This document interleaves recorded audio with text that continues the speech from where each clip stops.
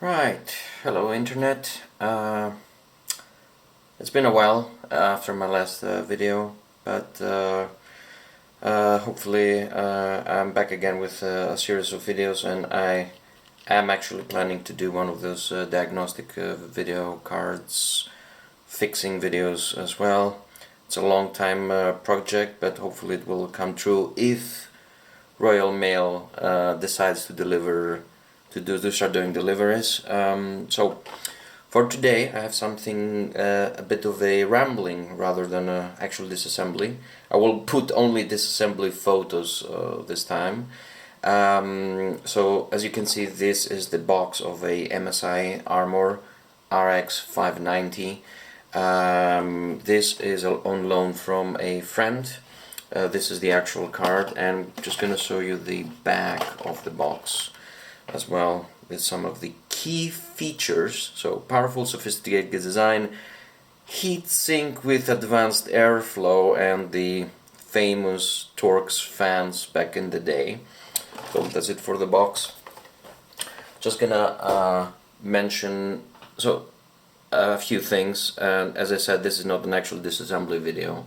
This is actually more of a rambling, because as I said, this is a loan from a friend. It was actually needed to be deep cleaned and everything, and the fans were nearly too stuck because there was no actual fluid inside. So this fan is actually not spinning properly as it should, and it's producing some noise. So it was. There was a lot of debris and vaping traces and everything. If you're vaping, or as you should know, is exactly like smoking, these microelectronic devices will accumulate a lot of dust, and in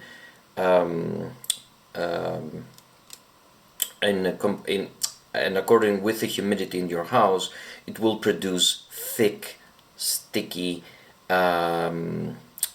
residue on your electronics. So anyways, the thing is that I had to deep clean it, replace everything, use an old toothbrush to just scrub out the little things.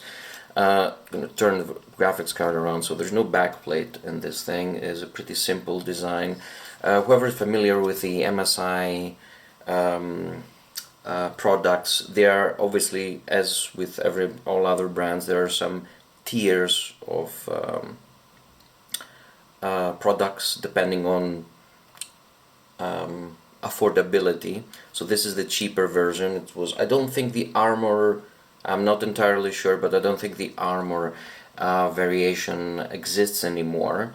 But everybody knew that back in the day the Armor was the basic thing. Basically, you get the PCB with the card, and you get this generic cooler slapped onto the PCB to provide some basic cooling, and that was it, really. So I showed you the box with the key features on the back, because literally when I opened this card, and as I said, I will post the pictures while I'm rambling. There's not a lot to see at the moment.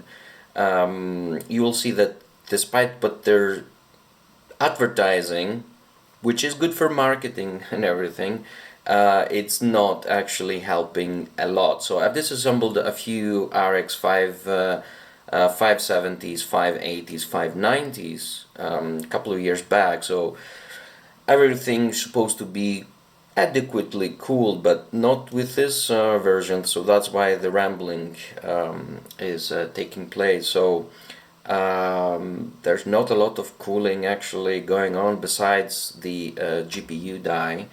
There is a base plate underneath, and I will post pictures while I'm talking, so you know, you can visualize, because I'm not going to disassemble this card again, because a lot of hours went into this thing. So it's all prepped to go back into my friend, the owner. So I'm not going to disassemble it. But there's not a lot of cooling happening. I can tell you that. So I know a lot of people still have these old graphics cards, especially from MSI, the Twin Frozer series and everything. but believe me, this armor is the basic of the basics. There is actually, as you can see here, and on the photos, I'm gonna try to put separately. There's a base plate underneath this, actually touching some key components and the MOSFET that are actually located underneath here. But besides that, man, they cheaped out on a lot of things. Half of the memory chips are touching the base plate, the other half is not. Let me see if I can show you this. You can see this blue pad here, the blue thermal pad. I don't know if it can focus right, but it was actually my belief that it was touching somewhere, but it's not. So I put it in with the hope that it would touch a bit of the base plate, but it's actually not. It's actually the blue pad is like touching a bit here on the heat pipe, and that's about it.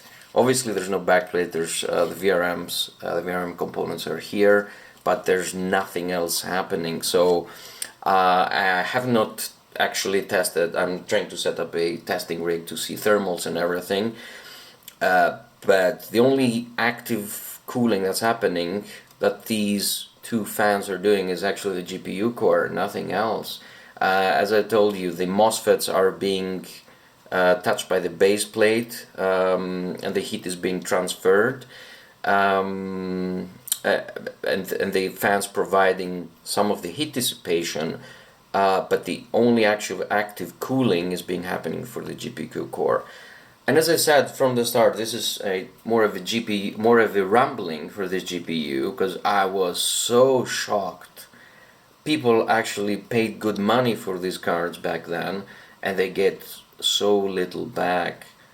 I mean, they cheaped out on the cooling pads for the MOSFETs, which I will post a picture as well before and after, so you can see what was going on.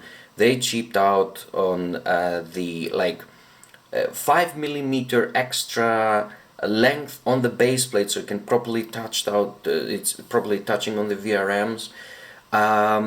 Obviously, okay, the back plate is not there, but I was so shocked about sorry for the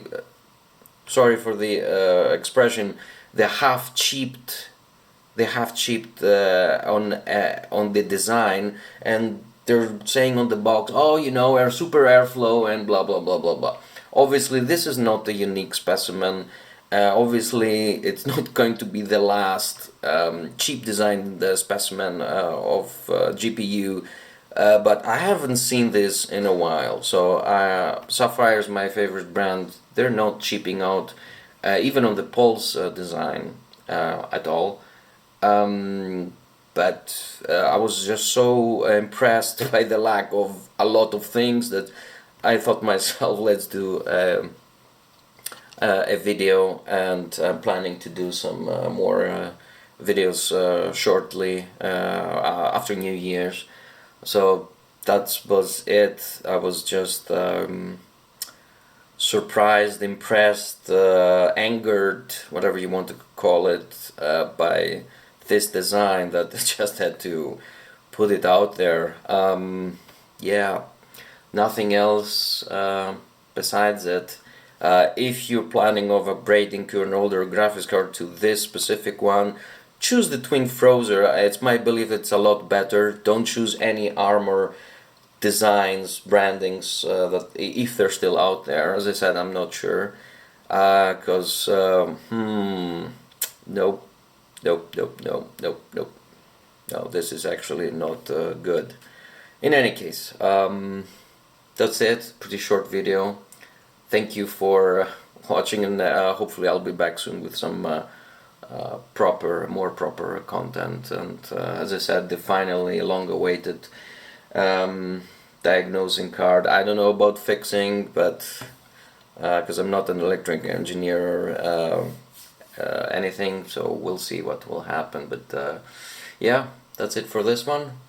Catch you on in the next one. Thank you.